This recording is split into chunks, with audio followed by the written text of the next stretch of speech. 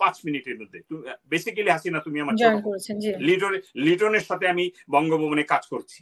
আমি কিন্তু এই আমার 42 বছরের অভিজ্ঞতা, আমার 42 ইয়ার্স এর অভিজ্ঞতা, আমার বয়স 60। আমি মুক্তিযুদ্ধের সময় 8 বছর বয়সে আমার ভাইয়ের অস্ত্র ধরেছি। আমি অনেকগুলো ধাপ পেরিয়ে আজকে লন্ডনে বসে তুমি আমাকে ফোন করেছো, আমি এসেছি। আমি তোমাকে আপনি বলছি মিডিয়াতে তোমাকে সম্মান দেওয়ার জন্য, কারণ তুমিও যুদ্ধ করছো, তুমিও আজকে যুদ্ধ করছো।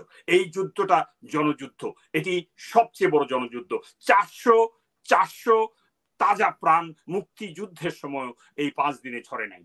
400 তাজা প্রাণ ফার্স্ট ওয়ার্ল্ড ওয়ারে ঝরে নাই। 400 তাজা প্রাণ এরকম একটি ছাত্র, ইনোসেন্ট কোমলমতি ছাত্র 4 দিনে ঝরে নাই। সুতরাং এই পাপী, এই রক্ত পিপাসু, এই ডাইনি, এই হত্যাকারী, এই লুটেরা, এই ব্যাংক লুটেরা, এই রিজার্ভ লুটেরা, এই পাপিষ্টকে বিচারের কাঠগড়ায় দাঁড় করিয়ে যতগুলো ছাত্র প্রাণ দিয়েছে, যদি 400 প্রাণ দিয়ে থাকে তাহলে 400 বার কোর্টে উচ্চারিত হবে। আমি আইনেরও ছাত্র, 400 বার কোর্টে উচ্চারিত হবে, 400 বার তার ফাঁসি দেওয়া হবে। সুতরাং আজকে এখানেই শেষ নয় যে সে পালিয়ে গেলে সে পালিয়ে যেয়ে কোথায় থাকবে। সারা পৃথিবীতে মানুষ আছে, সারা পৃথিবীতে মানুষ আছে। সুতরাং এই মানুষগুলো, তাকে প্রত্যেকটা মানুষ সেনাবাহিনীর ভূমিকা পালন করবে, তাকে ধরবে, সবখানেই ধরবে, তাকে ধরে তাকে নিয়ে আসা হবে, এক্সট্রাডাইট করা হবে, যে কোনো দেশেই থাকুক না কেন। এখন আধুনিক যুগে ইন্টারপোল আছে, তাকে নিয়ে আসা হবে, তাকে বিচারের কাঠগড়ায় দাঁড় করা হবে।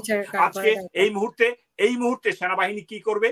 সেনাবাহিনীর দায়িত্ব হলো ব্যারেলটা ঘুরিয়ে দেওয়া। আমি বলছি না যে সেনাবাহিনী যে সরকারকে গুলি করে দেখ, আমি বলছি না সেনাবাহিনী স্লোগান দেখ, আমি বলছি না যে সে একটা বিপ্লবী স্লোগান দিয়ে দাঁড়িয়ে কারো পাশে নও। তোমার ব্যারেলটা ঘুরিয়ে দাও। আমার যে বিচক্ষণ ছাত্র জনতা, এরা সবাই বুঝবে, দেশে বিদেশে সবাই দেখবে, মিডিয়ার মাধ্যমে দেখবে। মিডিয়াকে অন্ধকার করে দেওয়া হয়েছে, ডিসকানেক্ট করে দেওয়া হচ্ছে বাংলাদেশকে। তারপরে প্রত্যেকের মোবাইল ফোন একটা মিডিয়া। সুতরাং আপনারা রেকর্ড করুন, আপনারা প্রস্তুত থাকুন, যে কোনো সময়, যে কোনো মুহূর্তে এই স্বৈরাচারের পতন হবে। ধন্যবাদ। অসংখ্য ধন্যবাদ। আমি মুস্তাফিজ আপনার কাছে যাব, তার আগে আমি 3 জন দর্শক নিয়ে তারপরে আসছি আপনার কাছে। ইরফান হোসেন, আপনার প্রশ্ন বা মতামত আপনি কোথা থেকে বলছিলেন প্লিজ? জি, আসসালামু আলাইকুম। আমি গ্রিস থেকে বলছিলাম। ম্যাডাম, আমাকে যদি অনুমতি দেন, আমি আসলে 2টা লাইন লিখেছিলাম, সেটা বলতে চাই। আর হচ্ছে মেজর সাহেবের কাছে আমার একটা প্রশ্ন ছিল, যদি অনুমতি দেন আমি বলতে চাই। জি বলেন। জি, আসলে বাংলাদেশের যে অবস্থা ছিল বুঝছেন, 2-3 দিন যাবত কষ্টে, মানে পারতেছি না তাদের জন্য বুকটা পাইতে দিতে, যাতে গুলি খেতে পারি, বুঝছেন। তো এই জন্য না, মনের থেকে আজকে 2টা লাইন বলে যাচ্ছি জাতির জন্য। কলিজাটা ফেটে কাঁদছে ভাই বোনদের রক্তে, শকুনরা আজ ভর করেছে বাঙালি জাতির সত্ত্বে। মরবো না হয় মারবো রে ভাই, আঘাত হানবো আস্থায়, মায়ের খোকন পড়ে আছে লাশ হয়ে রাস্তায়। সময় হয়েছে ওঠরে জাতি, থেকো না ঘরে স্থির, চিৎকার দিয়ে বলবে সবাই, হে বীর চির উন্নতম মশির। আমার টাকায় বুলেট ছুড়ে ভেবেছো কি সব শেষ, রক্ত দিয়ে লিখে দিব আমার বাংলাদেশ, হে বীর চির উন্নতম মশির। আর আমার মেজর সাহেবের কাছে জানতে চাই, ওনারা তো সেনাবাহিনী থেকে অনেক ট্রেনিং নিয়েছেন, আমরা সাধারণ মানুষ এখন এই অস্ত্রধারীদের কাছে কোন কৌশলে আসলে এরা ঝাঁপায় পড়তে পারে? কারণ মানুষ ভয় পাচ্ছে, তাদের কাছে ওই যোগ্যতা নাই, ওই ট্রেনিং নাই, কৌশল নাই। কারণ এই জাতিকে তো সরকার নানান ভাবে অজ্ঞ করে রেখেছে। এখন আপনার কাছে জানতে চাই, জাতিকে কোন কৌশলগুলো তারা নিলে এদের উপর ঝাঁপায় পড়তে পারে। এখন এটাই সময় এসেছে, এছাড়া তো আর কোনো রাস্তা দেখতেছি। ধন্যবাদ। আসসালামু আলাইকুম। অসংখ্য ধন্যবাদ আপনাকে। আমাদের সাথে আছেন প্রেম, আপনার ওনাকে দেখতে পাচ্ছি না। আলী, আপনার প্রশ্ন বা মতামত প্লিজ। মাইক্রোফোনটা অন করে নেবেন। আসসালামু আলাইকুম। সিদ্দিক স্যার আর মুস্তাফিজ স্যার আর আমি বলতেছি সিঙ্গাপুর থেকে। অনেক রাত্র আপনার অনুষ্ঠান দেখতেছি, কারণ আমি অনেক সবার অনুষ্ঠান দেখি, অনেক স্যারের অনুষ্ঠান দেখি, মানে যারা দেশের পক্ষে কথা বলেন তাদের দেখি। আমাদের প্রশ্ন হলো, আজকে অনেকদিন ধরে আমরা ফ্যামিলির সাথে কথা বলতে পারতেছি না, বা আমাদের দেশে যে ঘটনা ঘটতেছে তা আমরা জানতে পারতেছি না।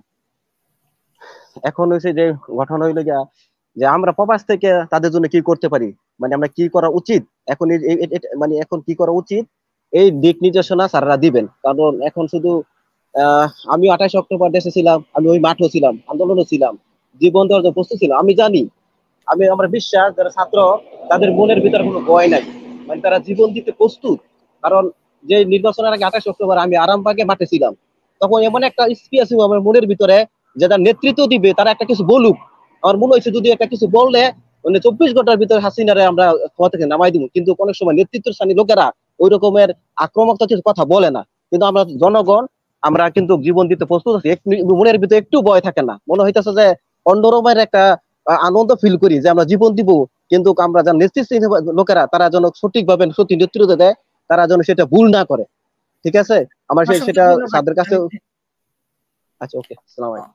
অসংখ্য ধন্যবাদ। আপনি তাদের কাছে জানতে চাইছেন যে সঠিক নেতৃত্ব পাচ্ছে না, সেটা নিয়ে আপনি অবশ্যই বলবেন। ওনারা এমটি হিমন, আপনার প্রশ্ন বা মতামত, মাইক্রোফোনটা অন করে নেবেন প্লিজ।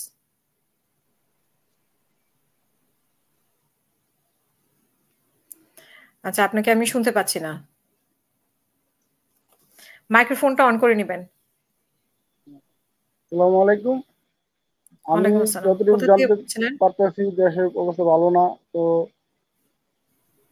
এখন যদি ছাত্ররা আন্দোলন বন্ধ করে দেয় তাহলে আমাদের ছাত্রদের এই ছাত্রলীগ কখনোই হলে উঠতে দেবে না। আর